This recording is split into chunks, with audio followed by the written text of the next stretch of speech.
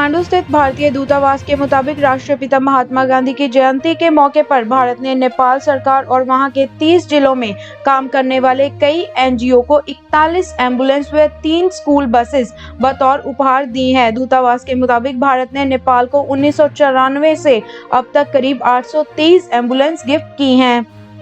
अमेरिकी राष्ट्रपति Donald Trump और उनकी पत्नी कोरोना वायरस से संक्रमित हो गए हैं। ट्रंप ने ट्वीट किया, हम तुरंत अपने क्वारंटीन और रिकवरी की प्रक्रिया शुरू करेंगे। हम साथ मिलकर इससे बाहर निकलेंगे। मेकर अनुराग कश्यप पर यौन उत्पीड़न का आरोप लगाने वाली अभिनेत्री पायल घोष का मेडिकल परीक्षण करवाने के लिए मुंबई की पुलिस गुरुवार को उन्हें सरकारी अस्पताल ले गई। गुरुवार को अनुराग पूछताछ के लिए पुलिस के सामने पेश हुए थे। फिल्म मेकर अनुराग कश्यप पर लगे यौन उत्पीड़न के आरोप का खंडन करते हुए वकील प्रियंका खीमानी ने कहा, कश्यप कथित घटना के समय पूरे अगस्त 2013 में श्रीलंका में अपनी एक फिल्म की शूटिंग कर रहे थे। कंगना रनौत को ऑफिस तोड़ने और हाथरस गैंगरेप को लेकर शिवसेना सांसद संजय राउत ने कहा, मुंबई में एक अभिनेत्री का अवैध दफ्तर तोड़ने पर पूरा मीडिया, देश व सत्ताधारी जाग उठे, लेकिन एक बेटी का रेप मर्डर होता है, इस बारे में कोई सवाल नहीं पूछ सकता। अमेरिकी राष्ट्रपति डोनाल्ड ट्रंप और उनकी पत्नी के कोविड-19 से संक्रमित होने के बाद प्रधानमंत्री नरेंद्र मोदी ने ट्वीट किया है, अपने मित्र राष्ट्रपति ट्रंप और उनकी पत्नी के जल्द ठीक होने और अच्छे स्वास्थ्य की कामना करता हूं। दिल्ली के मुख्यमंत्री अरविंद केजरीवाल ने शुक्रवार को कहा, गैंग रेप की घटना बहुत दुखद है और पीड़ित के परिवार के साथ उत्तर प्रदेश सरकार का व्यवहार सही नहीं है। मुख्यमंत्री अरविंद केजरीवाल ने कहा, हम लोकतांत्रिक देश में रह रहे हैं और सत्ताधारी लोगों को भूलना नहीं चाहिए कि वे देश के मालिक नहीं बल्कि जनता के सेवक हैं। स्वास्थ्य एवं परिवार कल्याण मंत्रालय के अनुसार भारत में पिछले 24 घंटे में कोरोना वायरस के 81,484 नए केस सामने आए हैं, जिसके साथ कुल मामले 63,94,066 हो गए हैं। देश में कोविड-19 से मरने वालों की संख्या बढ़कर 99,773 हो गई है। फरीदाबाद हरियाणा पुलिस ने 22 वर्षीय युवक को पड़ोस में रहने वाली 8 साल की बच्ची के यौन उत्पीड़न के आरोप में गिरफ्तार किया है। बुधवार रात बच्ची के माता-पिता छत पर सो रहे थे और छोटी बेटी द्वारा उसके रोकने की सूचना देने पर मां नीचे आई तो आरोपी वहां से भाग गया।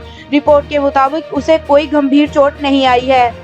लॉकडाउन के दौरान मुंबई लोकल ट्रेन में फेक आईडी लेकर यात्रा करने को लेकर 40 दिनों से जेल में बंद एक 19 वर्षीय युवक को सेशन कोर्ट ने जमानत दे दी है। रेलवे पुलिस द्वारा अरेस्ट किए जाने से पहले शख्स ने खुद को केंद्र सरकार का कर्मचारी बताया था। कांग्रेस नेता पी चिदम्बरम ने कहा, डोनाल्ड ट्रंप ने चीन और रूस के साथ भारत पर कोविड-19 से हुई मौतों की संख्या छिपाने का आरोप लगाया है। क्या मोदी जी अपने प्रिय मित्र के सम्मान में नमस्ते ट्रंप की और रैली करेंगे? दरअसल ट्रंप ने भारत, चीन व रूस के कोविड-19 के आंकड़ों की विश्वसनीयता पर सवाल उठाए थे। पटना बिहार में गुरुवार को बाइक सवार 2 लोगों ने हाल ही में बीजेपी में शामिल होने वाले स्थानीय नेता राजेश झा की गोली मारकर हत्या कर दी। मृतक नेता सुबह की सैर पर निकले थे, तभी यह घटना घटी। उनके एक परिजन ने कहा, वह किसी के निशाने पर थे। यह मामला व्यक्तिगत दुश्मनी का लगता है। राष्ट्रीय अपराध रिकॉर्ड ब्यूरो की ताजा रिपोर्ट के मुताबिक 2019 में भारत के प्रतिदिन औसतन 87 रेप केस दर्ज हुए।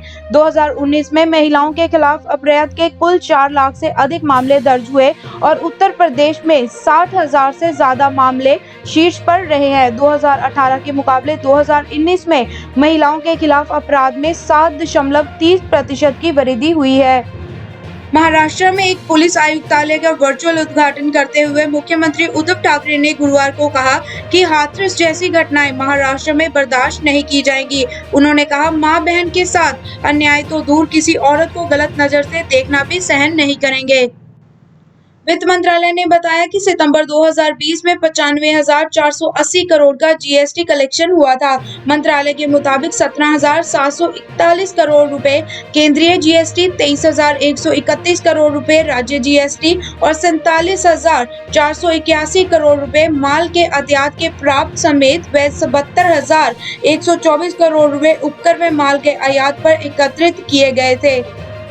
उत्तर प्रदेश के भदोही में गुरुवार को अज्ञात लोगों ने ईंट पत्थर से पीटकर एक 14 वर्षीय दलित लड़की की हत्या कर दी। परिजनों का आरोप है कि लड़की के साथ बलात्कार हुआ था।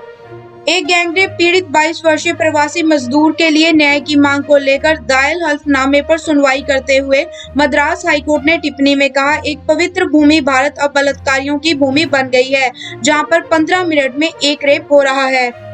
राष्ट्रपति, उपराष्ट्रपति और प्रधानमंत्री द्वारा इस्तेमाल किए जाने वाले एयर इंडिया के बेड़े में शामिल होने के लिए मॉडिफाइड बोइंग 777 विमान दिल्ली पहुंच गए हैं। इस विमान में लेजर आधारित मिसाइल डिफेंस सिस्टम और दफ्तर मीटिंग रूम्स और एडवांस कम्युनिकेशन सिस्टम भी है।